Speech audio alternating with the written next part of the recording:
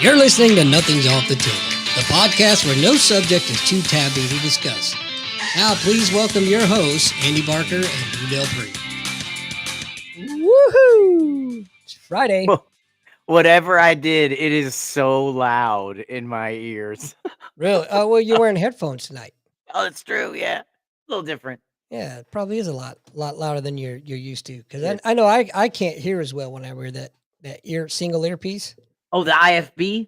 Yeah, I Whatever like it's it. I called. do like the low profile of it, but sometimes in my ear it bothers my ear, Yeah, and it was bothering my ear a couple weeks ago. So I thought I'll just take a little bit of a break.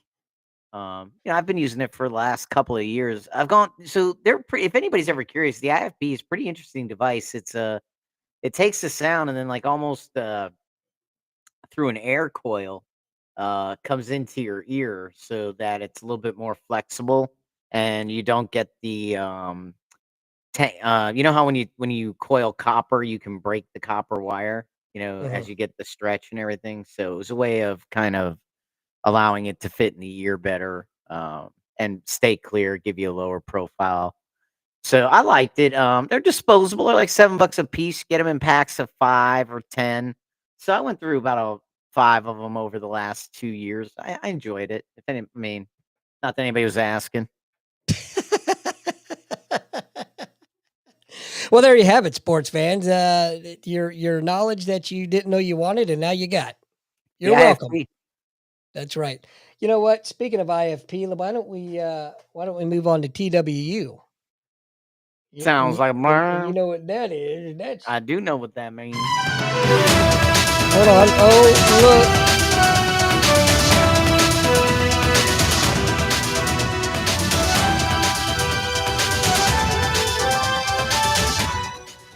I made it look like we have a 2-camera shot.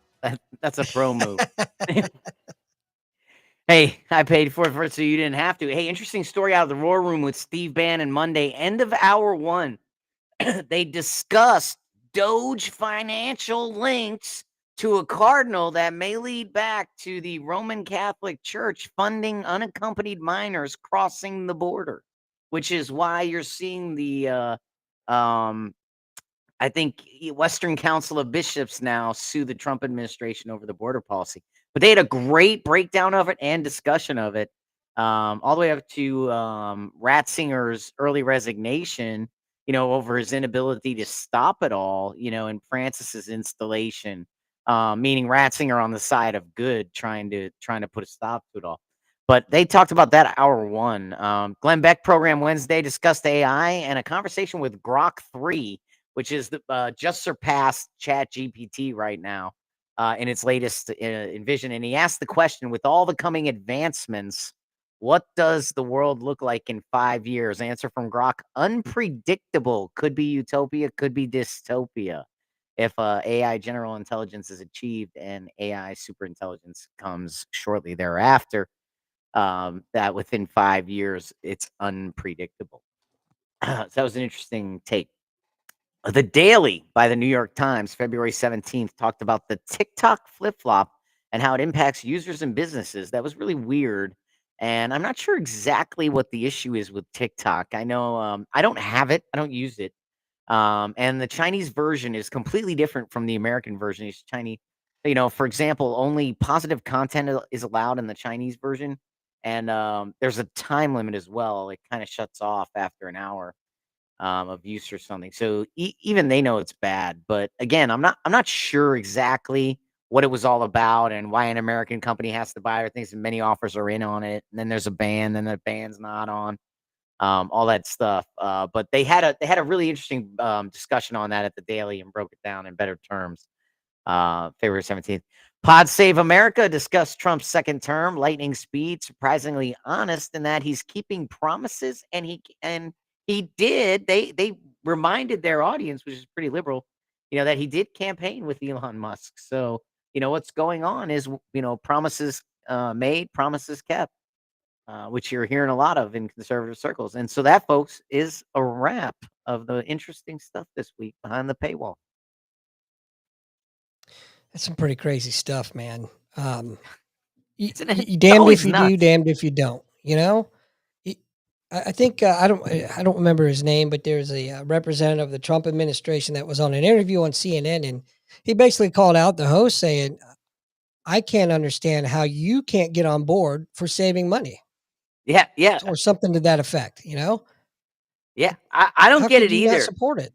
This is the excuse me, but this is the wildest political cycle I've ever seen where you have people defending the wildest stuff, man.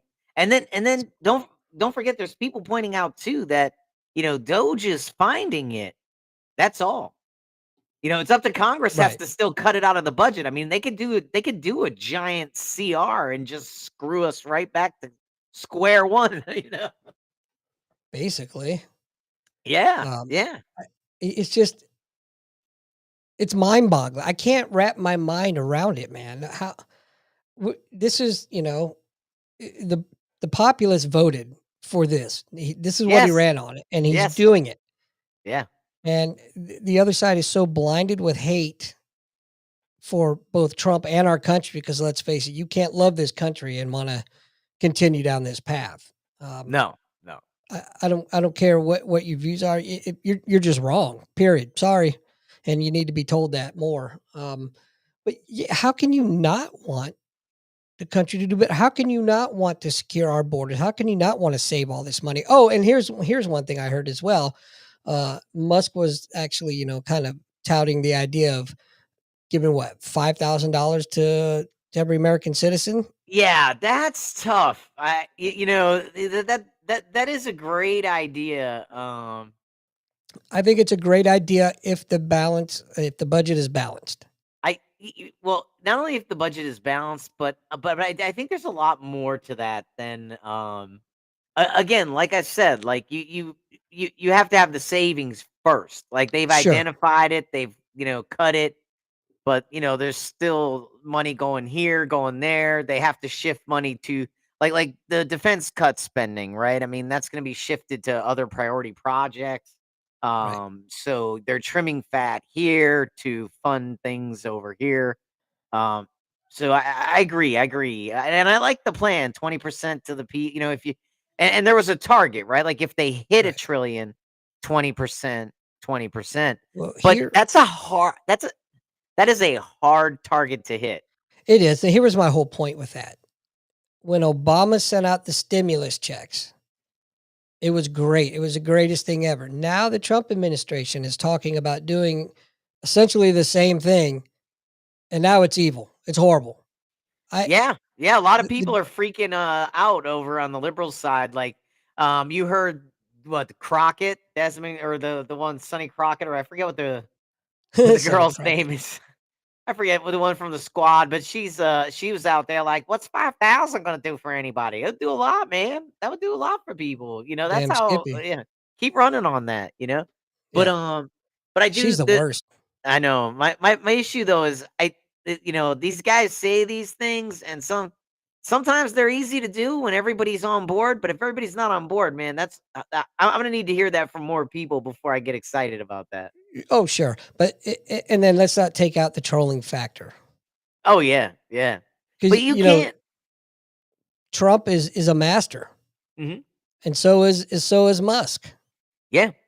Oh And yeah. so I don't know if they're serious about it or if it's another troll, but either way, it's got them fired up and they don't know where to go. Well, that and remember these guys had 4 years to plan, right? 4 years to look at situations, right?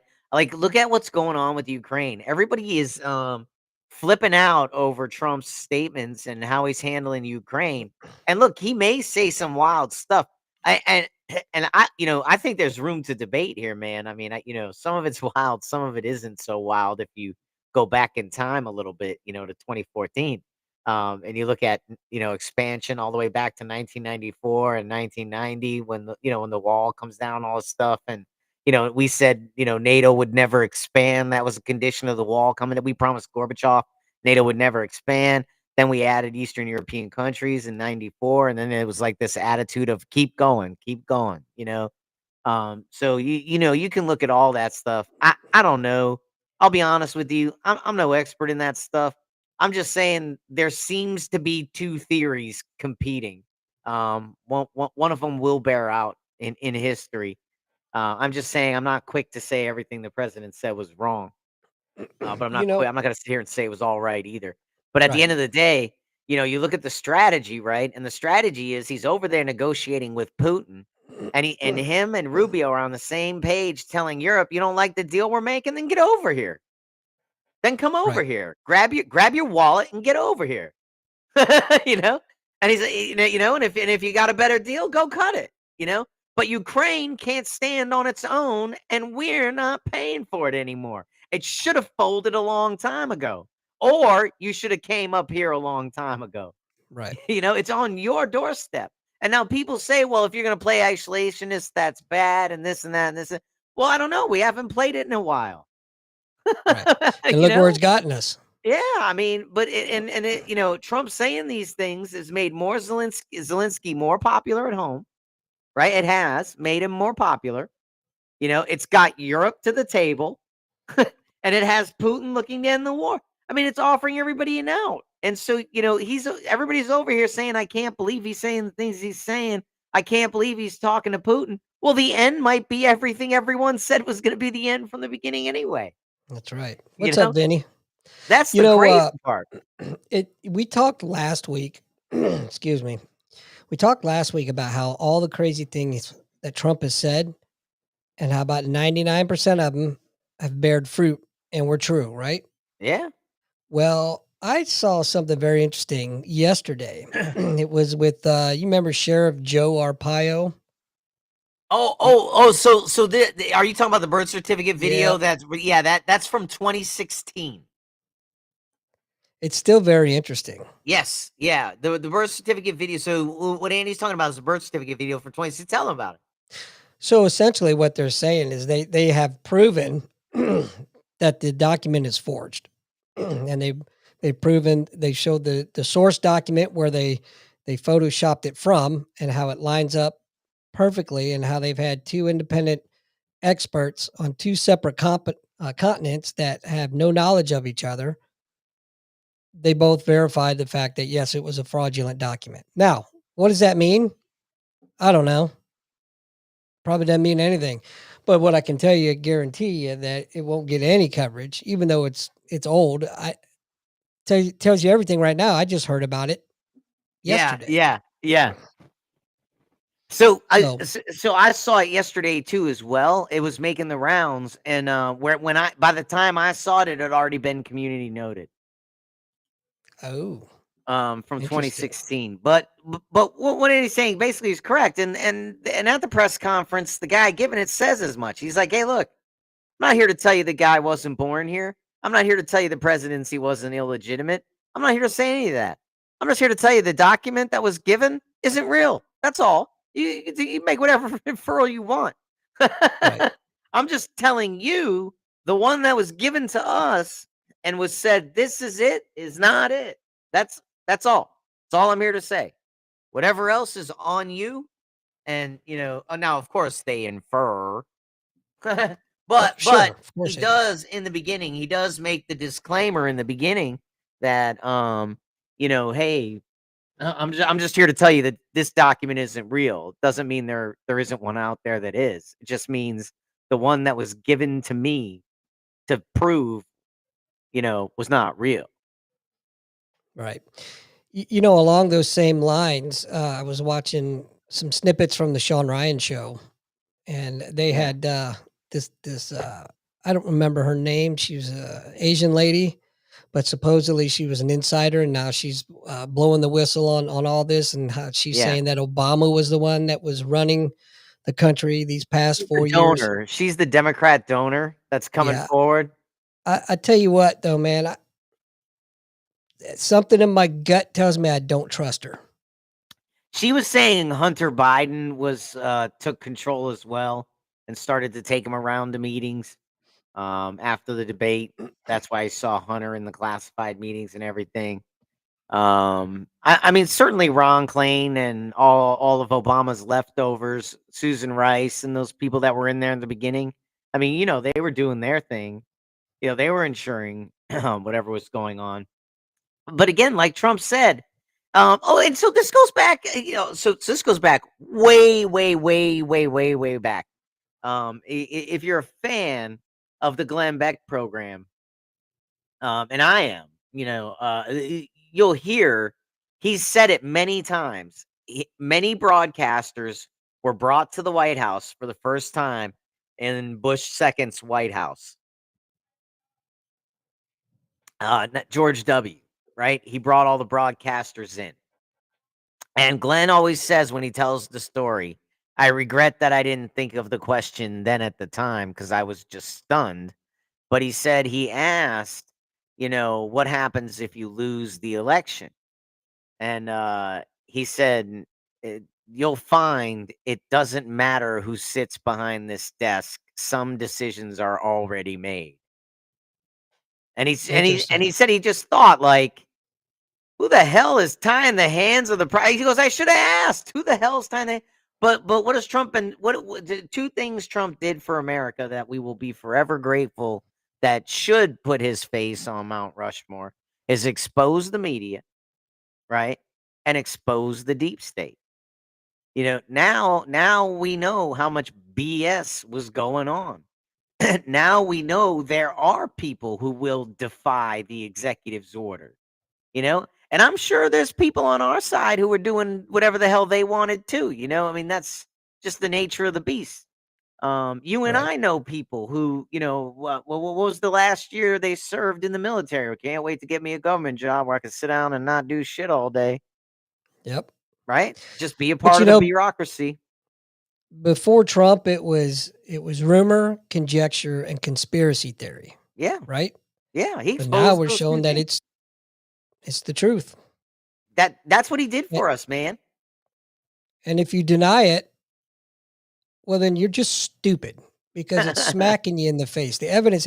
I mean, it's time to call out people for what they are. You're either what's going on and you refuse to admit it for your own gain, or you're just fucking stupid.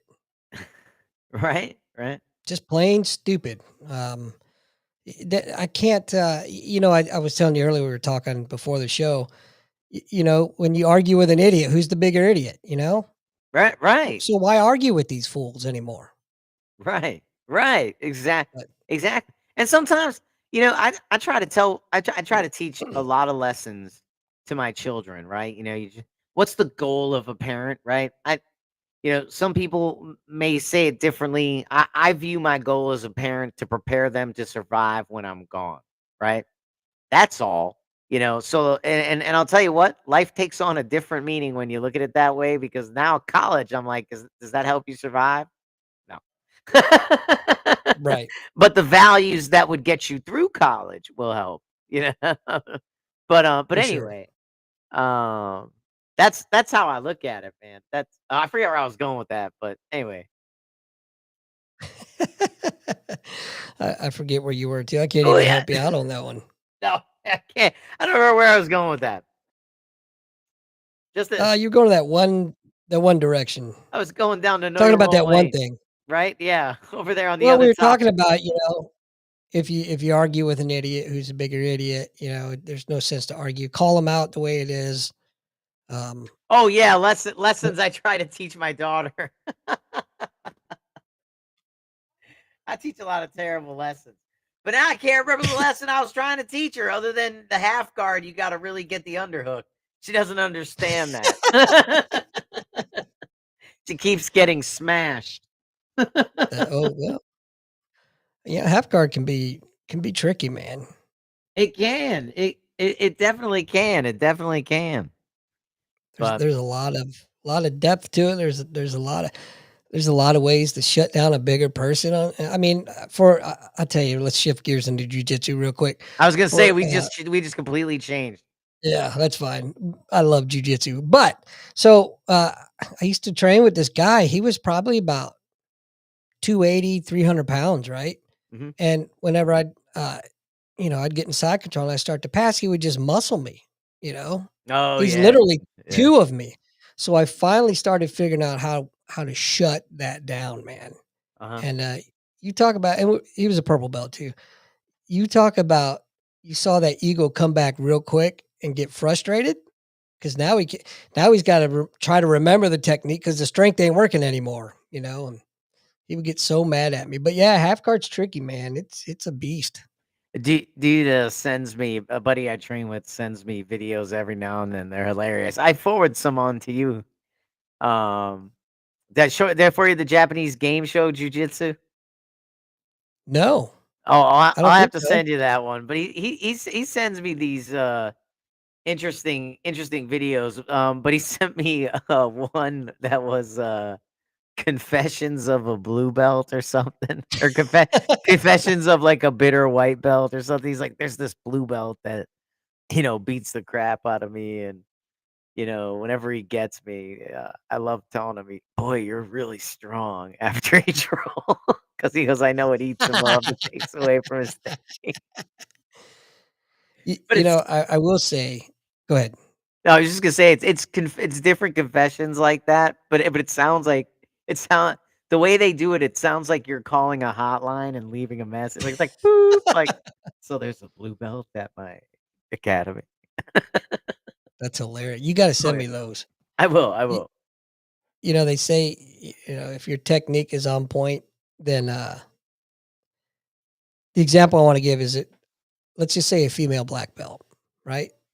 Most people, she's the average person, she's going to tie up and just embarrass. Oh yeah, yeah. But when I was, coming up learning, I was always told, hey, you don't treat the women any different, man. Right, They're there to right, train and learn.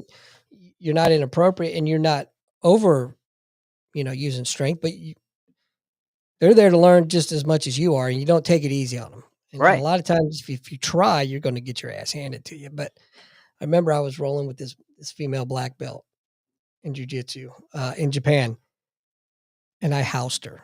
I mean, I tore her up.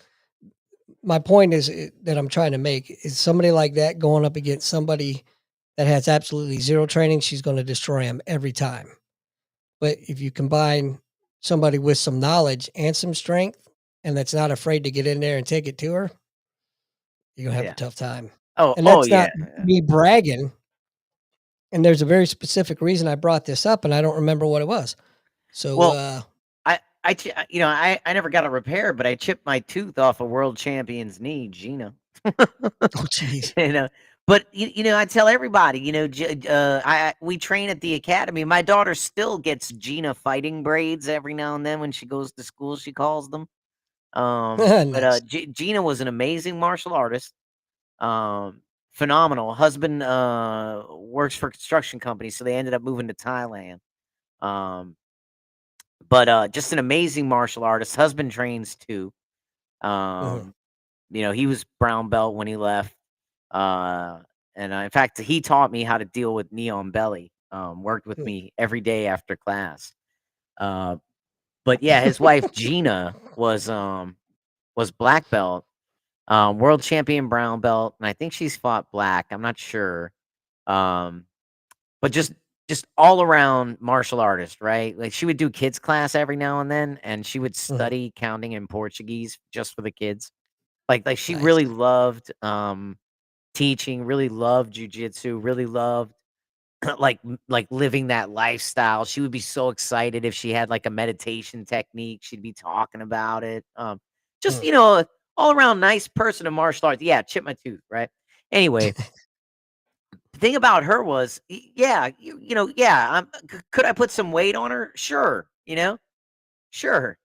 But I'll tell you what, man, when I tried to match her technique for technique, trying to, are my inches where they're supposed to be compared to her inches? Never, Yeah. never.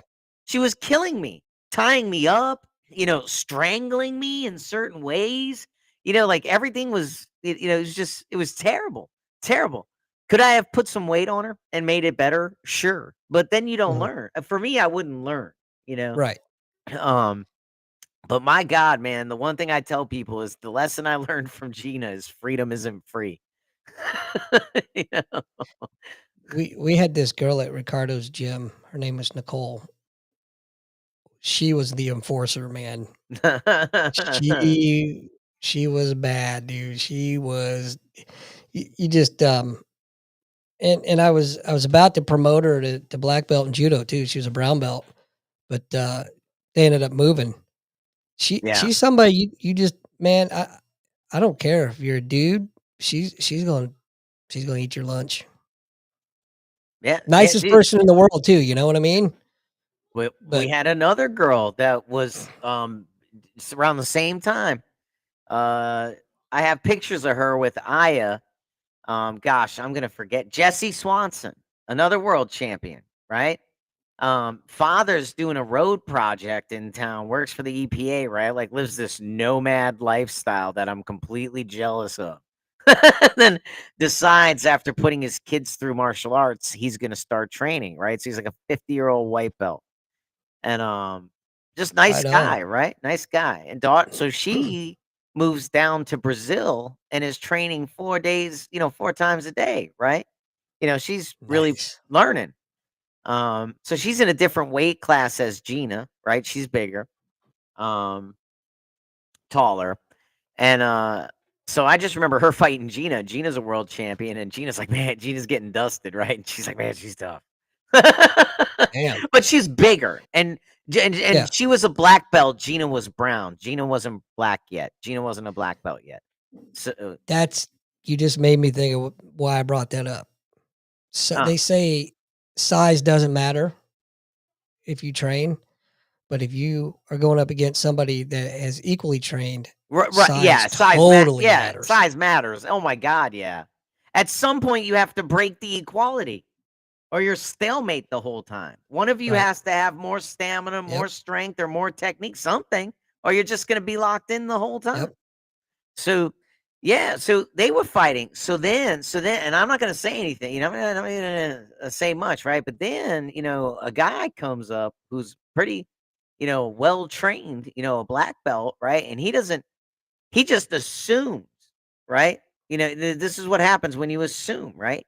He just assumes she's a regular, girl black belt. There's a difference between academics and competitors, right? Like Absolutely. like like I'm an academic. I'm not actively competing. I'm not trying to gain or lose weight. I'm not in there 5 times a week, because I have to you know what I'm saying? I'm there learning and staying fit. So it's more academic for me, right? Sure.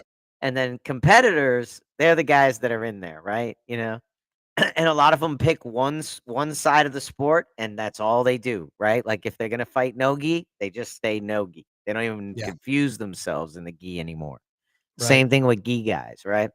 Um, but so anyway, this guy assumes, competitor male assumes he's running into your average academic female. And so he learns very quickly that that is not the case and taps. That's good. And then he goes immediately into what you talked about, Andy. Like, all right, starts putting the weight on, right? Like, hey, hey, there's a reason, I'm on the competitor level as well too. And then they shook hands, talked, and they laughed about it. You, Mhm. you know what I mean? They laughed about assumptions. You know what I mean? And that's one of the great things about the sport, right? Is everybody learns, everybody's humble. You know, he Yeah. realized as soon as he tapped, it was his fault for his fault for And you're gonna judging. get caught. Yeah, yeah. He made an You're gonna get assumption, caught. so he wasn't mad. Somebody is right. There's always somebody better. Always. Right, right, And and you're gonna and get she caught. And there's no and shame she in knew that. and she knew not to celebrate that she knew she get that she knew exactly why she got that tap, because Right. he she which has probably happened to her 1,000 times, people assume she's an academic, and you know, and then she puts it on him. Oh, I'm She sure. probably encounters that 1,000, so she probably So saw it in so, his she saw the mark yeah, when coming.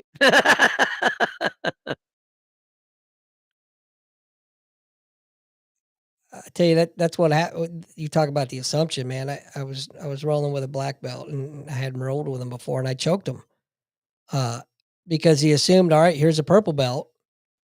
Well, I choked him, and then the next roll, oh my god. He turned it. You froze on me. Are we still live? Oh, there we are. He turned it up, man, and tapped me half a dozen different times in a minute or less. But you're right, that assumption, man. But Yeah, I wasn't. We were flow rolling, and yeah, he fell right because he wasn't paying attention. He thought, well, here's a purple belt. He doesn't know shit, or at least I'm going to run through him, or whatever the case may be. And he got caught, and he knew he got caught. But that ego creeped in, and he tore me up afterwards. Man, it wasn't even funny. yeah. I mean, it was funny now, but it wasn't funny at the time. But I was you know teaching what? class. I was teaching Uh, class on Thursday, Andy. Before you go, I had the same thing like we've talked about. The way the academy sits, I can see it's a corner, and so I can see the two parking lots where any like student or potential student is going to pull in. And so I get there early and I see the young uh-huh. kid get out. I'm like, oh, it looks so fit. Like, please be getting your hair done. And he comes in, hey, just want to check it out. I'm like, oh man. Because here's the thing. Here's the thing. The crew I got now, it's a nice pace. I'm I'm I'm way I've trained way longer than them, so I can kind of relax. But I get a young kid in there, man. I'm gonna have to start paying attention. I'm gonna have to. I'm gonna have to Yep. I go in with a coffee. I'm gonna have to actually go in with water. I'm gonna have to eat before I go. You turn it up a little bit, I know. I know. I can't. These young kids can't be. I'm almost 50, man. I can't be teaching these young kids. right? Yeah. Preach to the choir, man. Well, I do believe. I believe it's time.